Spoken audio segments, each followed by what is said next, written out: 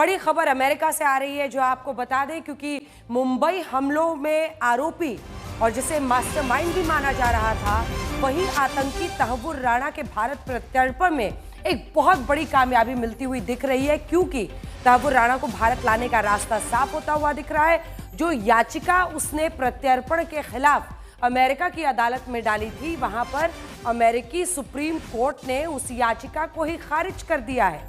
यानी आने वाले वक्त में मुंबई में हमलों में मारे गए जो लोग हैं, उनके लिए न्याय का रास्ता खुलता हुआ दिखाई दे रहा है। मुंबई हमले का मास्टरमाइंड माने जाने वाला तहव्वुर राणा, जो कि आरोपी है 26/11 के मुंबई हमलों का, उसे भारत लाने का रास्ता साफ हो गया है, क्योंकि अमेरिका इस फैसले में भारत के साथ खड़ा था कि तहव्वुर राणा का प्रत्यर्पण किया जाए।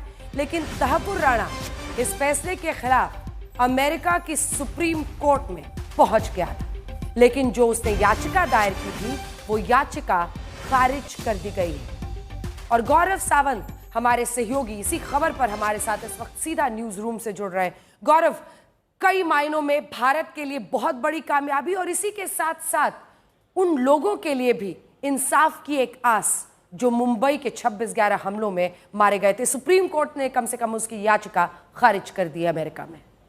पाकिस्तानी आतंकवादी तहव्वुर हुसैन राना, जो कनाडा में रहता था, पाकिस्तान आर्मी का डॉक्टर था, कनाडा में रहकर लश्कर तैयबा के लिए काम कर रहा था, डेविड कोलमैन हेडली का साथी था और उसने भारत आके 26/11 से पहले और बाद कई बार रेकी किया था। उसको 26/11 के प्लान के बारे में मालूम था। तो ये मेजर तहव्वुर हुसैन राना पाकिस्तानी सेना का, जो कनाडा में रहता था, अब उसके भारत प्रत्यर्पण का जो आखिरी उसमें रुकावट थी वो भी हट गई है। अमेरिका के सुप्रीम कोर्ट ने उसको कोई ढील नहीं दी, अब उसे भारत लाया जाएगा। और 26/11 के जो 2008 में भारत पर आतंकी हमला हुआ था, पाकिस्तान प्रायोजित आतंकवाद, सबसे बड़ी जांच उसमें अब पाकिस्तान की सेना के कौन कौन से लोग शामिल थे, लश्कर तैयबा के कौन कौन से आतंकवादी इनको गाइड करते थे, कैसे ये पूरा प्लान बना, उसके बारे में जानकारी निकल कर आएगी। क्योंकि डेविड कोलमैन हेडली के से पूछताछ भारत सरकार पहले ही कर चुकी है, लेकिन तहव्वुर हुसैन राना जब भारत आएगा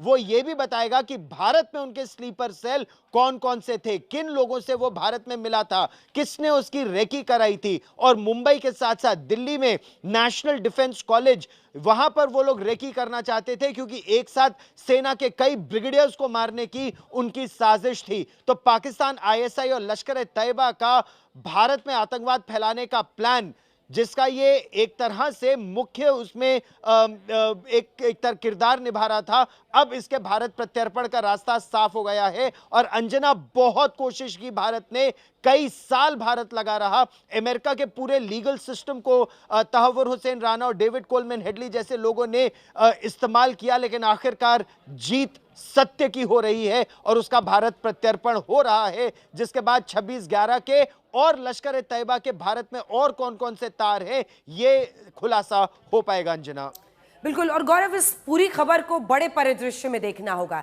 देखिए, जिसे पूर्व राष्ट्रपति अमेरिका के जो बाइडेन, जिसे हमेशा डोनाल्ड ट्रंप स्लीपी बाइडेन के नाम से एड्रेस करते हैं, लेकिन डोनाल्ड ट्रंप के आने के बाद भी भारत के नजरिए से आप देखिए तो यही एक खबर है जो जरा अच्छी दिख रही है। वरना टैरिफ इंक्रीज, जो रेसिप्रोकल टैरिफ बढ़ा दिया उन्होंने, टैक्स बढ़ा दिया, उसकी वजह से विश्व भर के और एशियाई बाजार में तो बिल्कुल ब्लैक मंडे आज साबित हुआ।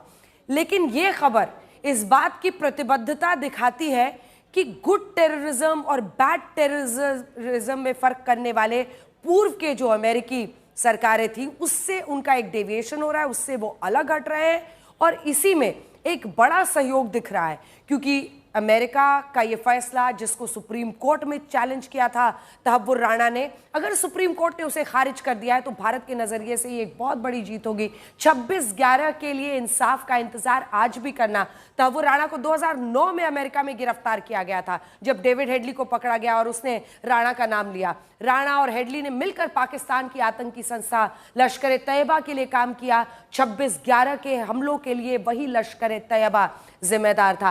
राणा पर आरोप है कि उसने अपने उसका ऑफिस था, उसका इस्तेमाल हेडली के लिए फर्जी दस्तावेज तैयार करने में किया ताकि वो भारत में घुसपैठ कर सके। 2011 में जाकर अमेरिका की एक अदालत ने राणा को डेनमार्क में एक अखबार के दफ्तर पर हमले की साजिश में दोषी पाया, लेकिन मुंबई हमलों में बरी कर दिया था। भारत सरकार ने फिर कोशिशें की और गौरव 2020 में अमेरिका से औपचारिक तौर पर तहव्वुर राणा के प्रत्यर्पण की मांग की। राणा का प्रत्यर्पण मामला अमेरिकी अदालतों में लंबित था, लेकिन सुप्रीम कोर्ट ने आज जब ये रास्ता साफ कर दिया है तो न्याय की एक उम्मीद गौरव जगी है। बहुत बड़े तरीके से, क्योंकि तहव्वुर हुसैन राणा की मदद की थी डेविड कोलमैन हेडली ने। जब वो पाकिस्तान से भगौड़ा घोषित हुआ था, वो भाग गया था, डॉक्टर था वो पाकिस्तान की आर्मी में, सियाचिन ऑपरेशंस के बाद वहां से निकलकर वो कनाडा में छिप गया था। वहीं पर उसने कंपनी खोली कनाडा में इमिग्रेशन कराने के लिए, और उसी कंपनी का फर्जी दफ्तर डेविड कोलमैन हेडली ने मुंबई में खोला था। और उसी के बाद उस कंपनी के तहत वो और लोगों से मिलता था, उनको बरगलाता था कि उनका कनाडा में उनको कनाडा में इमिग्रेशन उनका करा देगा, उनको वहां सिटीजनशिप मिल जाएगी। और इस तरह से डेविड कोलमैन हेडली और तहव्वुर हुसैन राणा, और तहव्वुर हुसैन राणा के साथ उस समय की उसकी बीवी, वो भारत आए, बेंगलोर का दौरा किया उन्होंने, बेंगलोर में रेकी किया, पूना का दौरा किया, नेशनल डिफेंस एकेडमी को रेकी किया, एनडीसी दिल्ली को रेकी किया, कई जगह उन्होंने रेकी किया, कहां कहां भारत में वो आतंकी हमले को अंजाम दे सकते हैं। लेकिन अब वो पूरी बड़ी साजिश क्या थी अंजना, वो जानकारी खुलकर सामने आ पाएगी। बहुत बहुत धन्यवाद आपका इस तमाम जानकारी के लिए। इस खबर पर हमारी नजर रहेगी, क्योंकि आतंकी माने जाने वाले तहव्वुर राणा की वापसी के लिए अमेरिका में रास्ता साफ हो गया है।